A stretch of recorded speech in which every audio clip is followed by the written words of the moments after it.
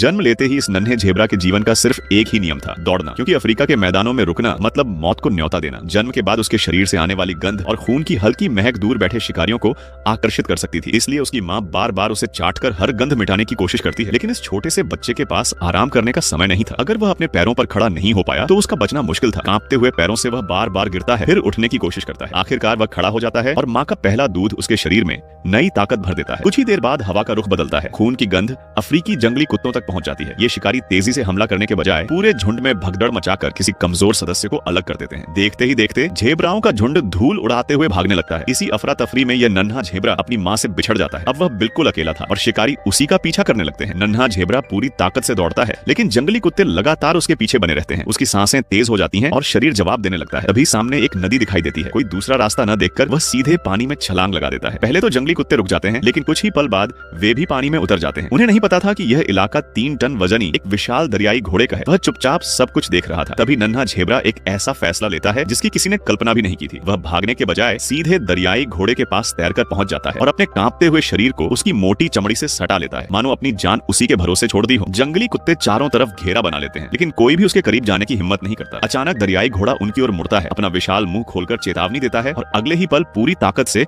उनकी ओर दौड़ पड़ता है। नदी का पानी उछलने लगता है और शिकारी घबराकर जान बचाने के लिए भाग निकलते हैं। दरियाई घोड़ा उन्हें नदी से बाहर तक खदेड़ देता है। खतरा टलने के बाद नन्हा झेब्रा बाहर निकलता है और अपने अनजाने रक्षक को छोड़ आगे बढ़ जाता है। काफी देर भटकने के बाद उसे अपना झुंड दिखाई देता है। वह धीमी आवाज में अपनी माँ को पुकारता है। हजारों झेब्राओं के बीच भी माँ अपने बच्चे की आवाज पहचान लेती है। वह दौड़कर उसे गले लगा लेती है। मौत से बचकर आखिरकार यह छोटा सा परिवार फिर से एक हो जाता है।